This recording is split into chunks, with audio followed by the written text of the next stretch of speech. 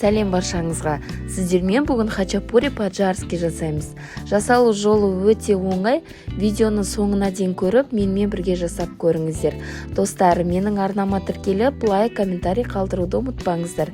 Ең алдымен жылы сүт, жылы су, тұзды, қантты салып, жақсылап араластырып алатын боламыз.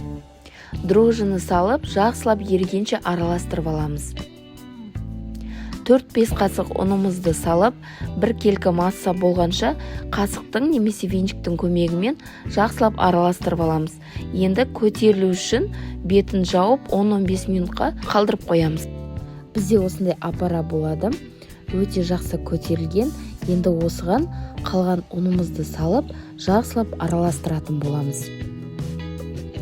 Қыздар, толық рецептіні видеоның астына описание бөліміне қалдыратын боламын. Сол жерден көре аласыздар.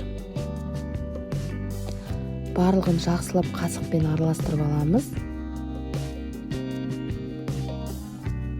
Одан кейін қасықтың күші жетпегеннен кейін қолымызбен жақсылап жұмсақ тесто илейтін боламыз.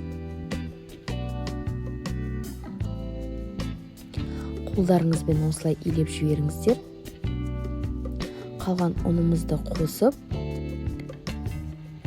өте жұмсақ тесто илейтін боламыз. Тесталарыңыз жұмсақ болып, өте жақсы көтерілетін болады.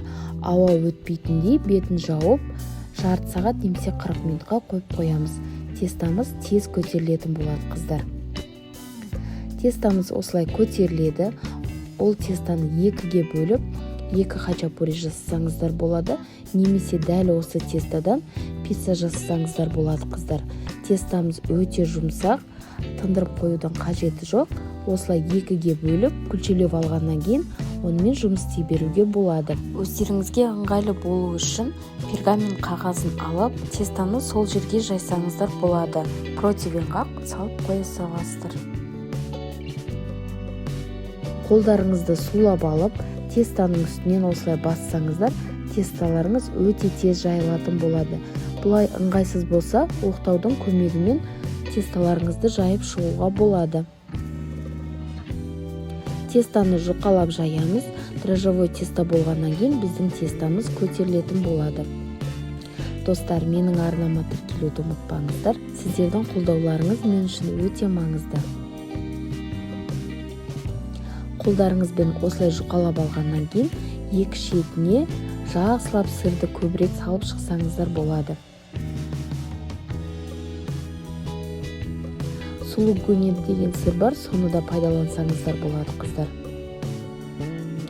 Одан кейін осылай екі шетін жауып шығатын боламыз. Лодочка жасайтын боламыз, қыздар. Осылай екі шетіне сырды салып болғаннан кейін ұштарын осылай түйіп шығамыз. Ортасына сырды салып, қызып тұрған 180 градуста 20-25 минутта пісіріп аламыз. Өздеріңіздің пештеріңізге де қарайсыздар, қыздар, ыңғайына қарай 30 минутта немесе пісіп шығады. Бір жұмыртқаны жарып, 5-6 минутта пісіріп алсаңыздар болады. Қыздар, немесе бұл жерде жұмыртқаның тек сарысын ғана пайдалансаңыздар болады. Мен жұмыртқаның ағы қалып қалмасын деп, бір жұмыртқаны сразу қоса салдым. Өздеріңіз көріп тұрғандай, біздің хачапури по-аджарски дайын болды. Жасалу жолы өте оңай. Міндетті түрде жасап көріңіздер, отбасыларыңызға ұнайтынына сенімдімін. Ыстық күйінде жесеңіздер, ауыздарыңызда еритін өте дәмді. Видеоны соңына дейін көрген болсаңыздар, көп рахмет. Сіздердің қолдауларыңыз мен үшін өте маңызды. Сіздердің әрбір жазған комментарийларыңыз, лайктарыңыз мен үшін өте ыстық. Назарларыңызға көп рахмет. Сіздермен болған мөлдір ас болсын.